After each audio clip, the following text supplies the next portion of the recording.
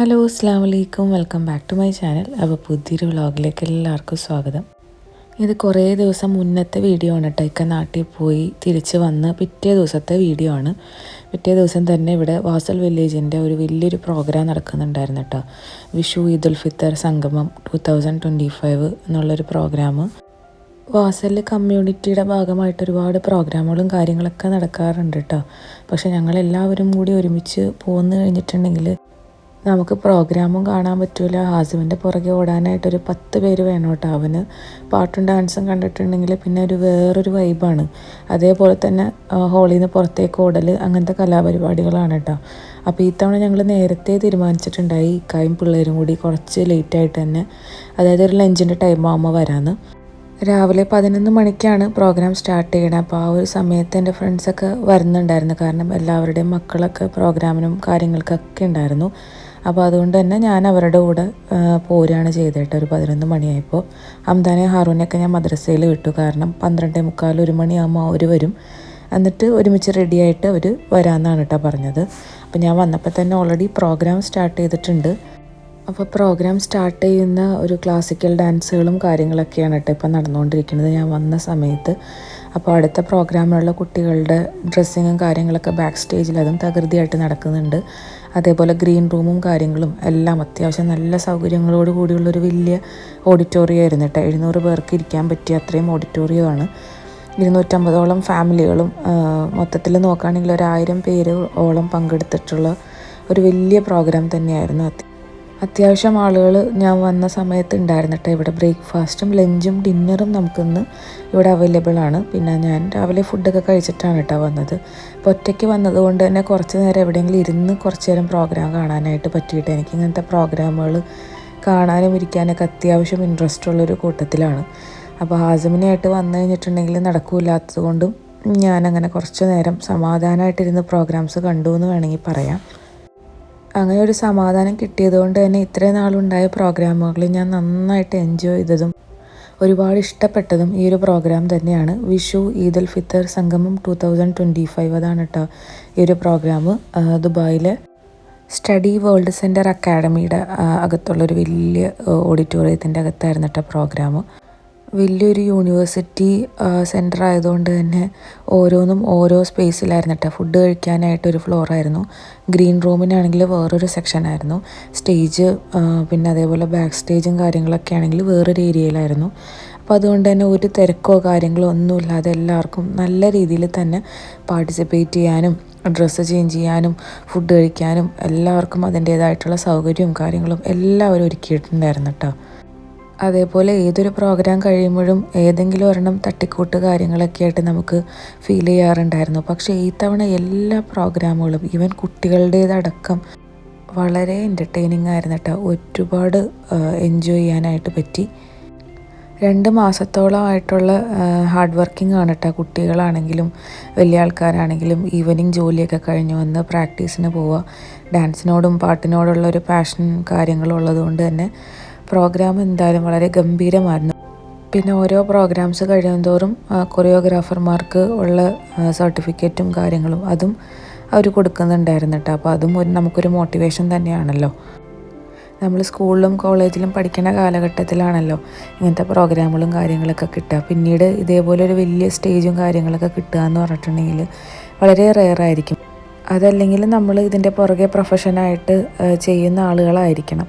അപ്പോൾ അതല്ലാത്തവർക്ക് കിട്ടുന്ന ഏറ്റവും വലിയൊരു സ്റ്റേജും കാര്യങ്ങളൊക്കെയാണ് കേട്ടോ. അപ്പോൾ അതെല്ലാം എല്ലാവരും മാക്സിമം അത് യൂസ് ചെയ്തു എന്ന് വേണമെങ്കിൽ പറയാം. എന്തായാലും നല്ല കണ്ണ് നിറച്ചുള്ളൊരു കാഴ്ചകളായിരുന്നു.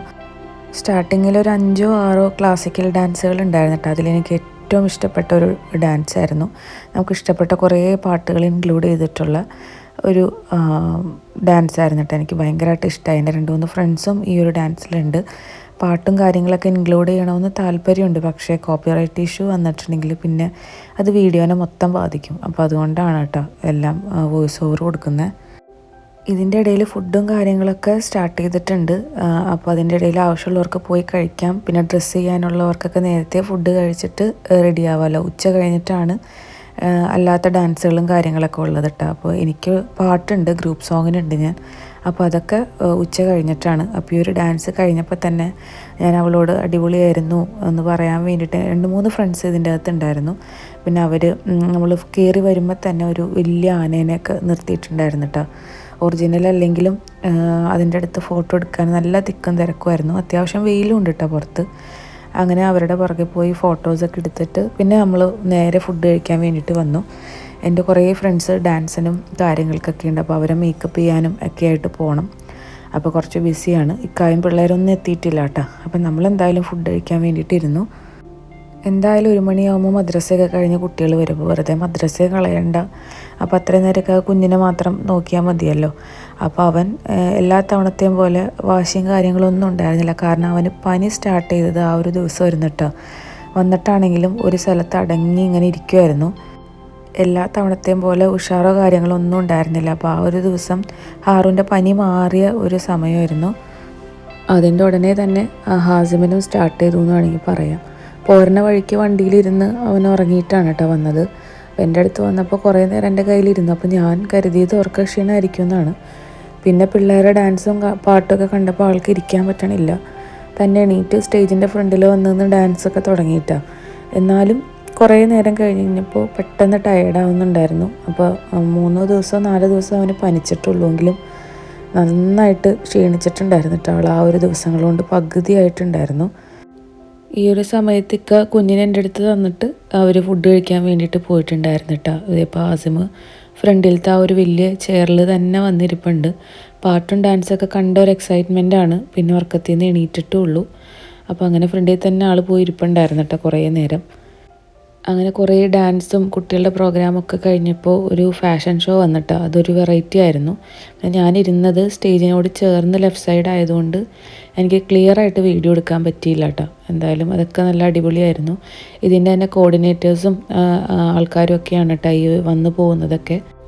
ഈ ഒരു പ്രോഗ്രാമിൻ്റെ പിന്നിൽ ഒരുപാട് കോർഡിനേറ്റേഴ്സും അതിന് വേണ്ടിയിട്ട് പ്രയത്നിച്ച ഒരുപാട് ആളുകളുണ്ട് കേട്ടോ. അപ്പോൾ അവരുടെയൊക്കെ ഒരു ഹാർഡ് വർക്കിങ്ങിൻ്റെ ഒരു ഫൈനലാണ് ഈ കാണുന്നത്. എന്തായാലും പ്രോഗ്രാം നല്ല ഗ്രാൻഡായിരുന്നു എന്ന് വേണമെങ്കിൽ പറയാം. സ്റ്റാർട്ടിങ് തുടങ്ങി എൻഡ് വരെ നമ്മുടെ ഓഡിയൻസിനെ ബോറടിപ്പിക്കാത്ത രീതിയിലുള്ള പ്രോഗ്രാമുകളും കാര്യങ്ങളും നല്ല അടിപൊളിയായിട്ട് തന്നെ അവർ അറേഞ്ച് ചെയ്തിട്ടുണ്ടായിരുന്നു. അപ്പോൾ ഈ ഫാഷൻ ഷോ കഴിഞ്ഞുള്ള ആ ഒരു സമയത്താണ് കേട്ടോ നമ്മുടെ ഗ്രൂപ്പ് സോങ്ങിൻ്റെ ടൈമും അലോട്ട്മെൻറ്റും കിട്ടിയിരുന്നത്. അപ്പോൾ ഓരോ പ്രോഗ്രാമിൻ്റെ ടൈമിങ്ങും കാര്യങ്ങളൊക്കെ നേരത്തെ തന്നെ അറേഞ്ച് ചെയ്ത് നമുക്ക് തന്നിട്ടുണ്ടാവും. ഡാൻസിനാണെങ്കിൽ ലോട്ട് ഇട്ടിട്ട് ഓരോ ഡാൻസിൻ്റെ ടൈമിങ്ങും കാര്യങ്ങളും അതും നമുക്ക് തന്നിട്ടുണ്ടാവും. അപ്പോൾ അതനുസരിച്ച് നമ്മൾ റെഡിയായി നിൽക്കണം കേട്ടോ. അതല്ലെങ്കിൽ സ്റ്റേജിൽ ലാഗും കാര്യങ്ങളൊക്കെ വരുമല്ലോ. അപ്പോൾ ചിലവർ റെഡിയാവാൻ വേണ്ടിയിട്ട് ലേറ്റ് ആകുമ്പോൾ അതനുസരിച്ച് നേരത്തെ റെഡിയായവരെ മാറ്റി ഒക്കെ സ്റ്റേജിൽ കയറ്റുന്നത് കാണാം. അതെല്ലാം കോർഡിനേറ്റേഴ്സിൻ്റെ റെസ്പോൺസിബിലിറ്റിയാണ് കേട്ടോ.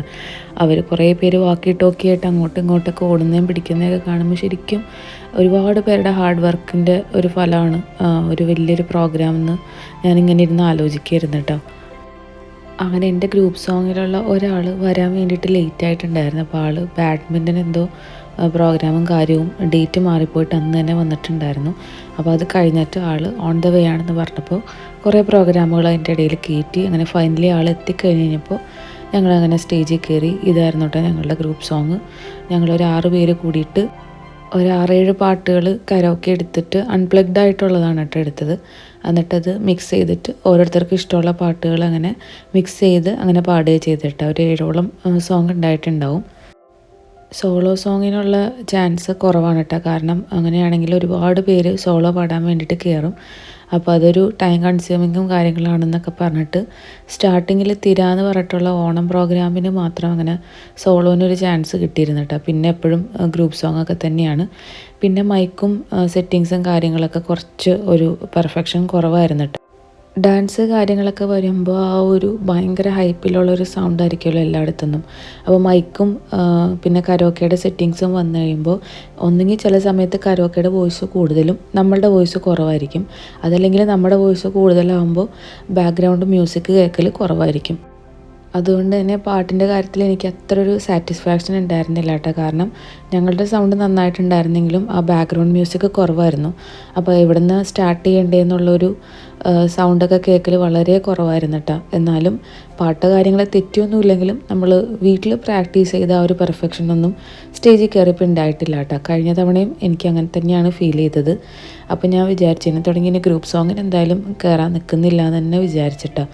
അപ്പോൾ അത് കഴിഞ്ഞ് കുറച്ച് കഴിഞ്ഞിട്ടായിരുന്നു എൻ്റെ ഫ്രണ്ട്സിൻ്റെയൊക്കെ ഡാൻസ്. അപ്പോൾ അതിൻ്റെ മേക്കപ്പിനും കാര്യങ്ങൾക്കൊക്കെ ആയിട്ട് ഞാൻ പോയി. പിന്നെ ഇതും എൻ്റെ കുറച്ച് ഫ്രണ്ട്സിൻ്റെ ഡാൻസാണ് കേട്ടോ. ഞാൻ ഒരുപാട് ഭയങ്കരമായിട്ട് ഇഷ്ടപ്പെട്ടു. അവരുടെ ഡ്രസ്സും കാര്യങ്ങളൊക്കെ നല്ല ഭംഗിയുണ്ടായിരുന്നു കേട്ടോ.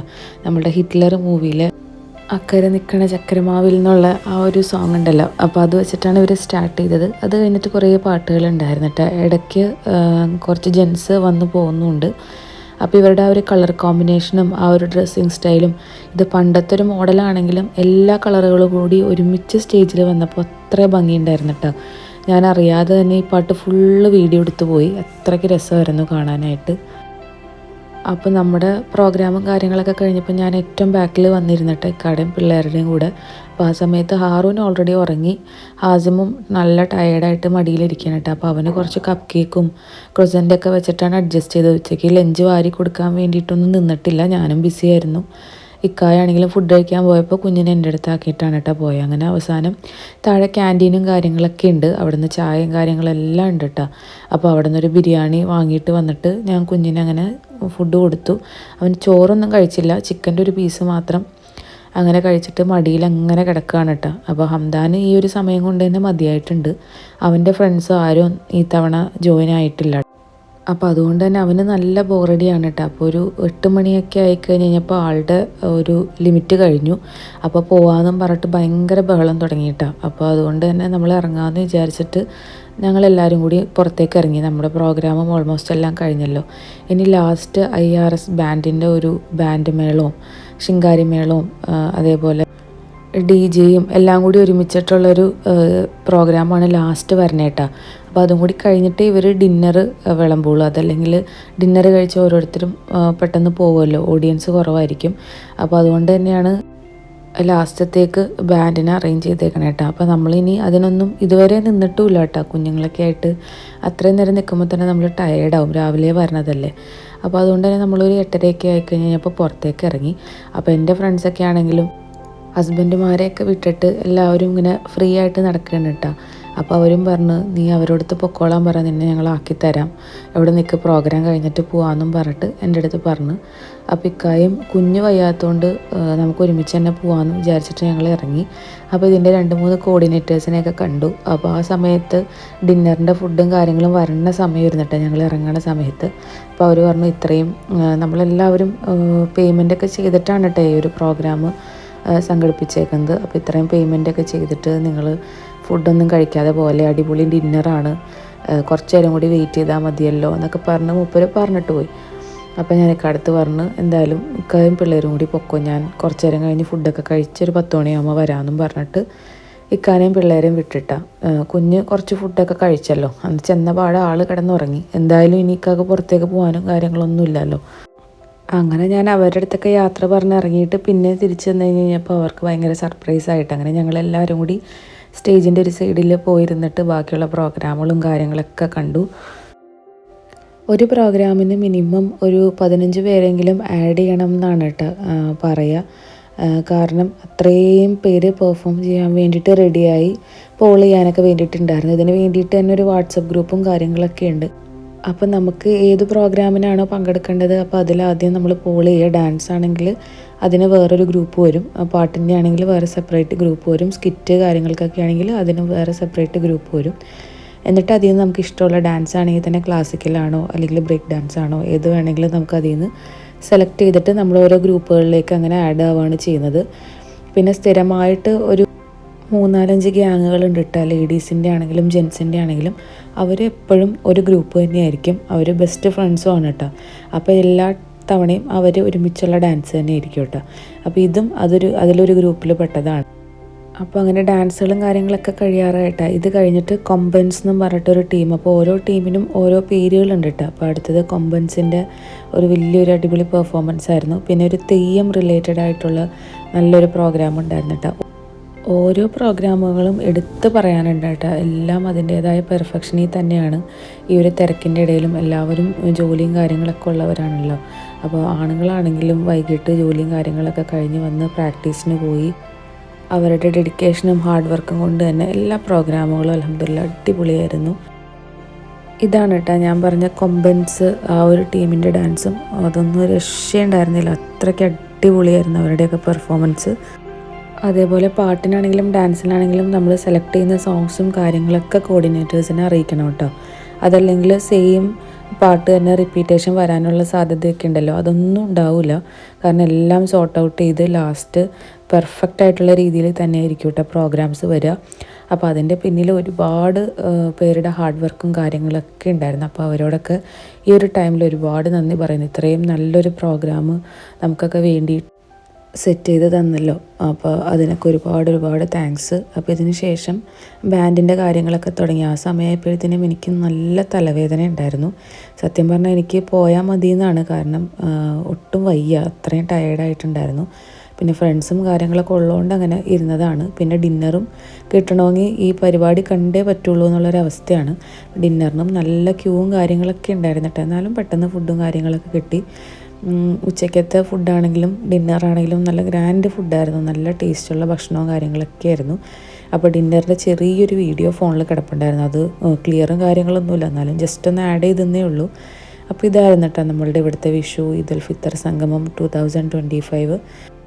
അപ്പോൾ ഇതാണ് നമ്മളുടെ കുട്ടി വീഡിയോ. അപ്പോൾ വീഡിയോ ഇഷ്ടമായ ലൈക്ക് ചെയ്യുക, ഷെയർ ചെയ്യുക. മറ്റൊരു വ്ളോഗിൽ വീണ്ടും കാണാം. ഓക്കെ ബൈ, താങ്ക് യു, അസ്സലാമു അലൈക്കും.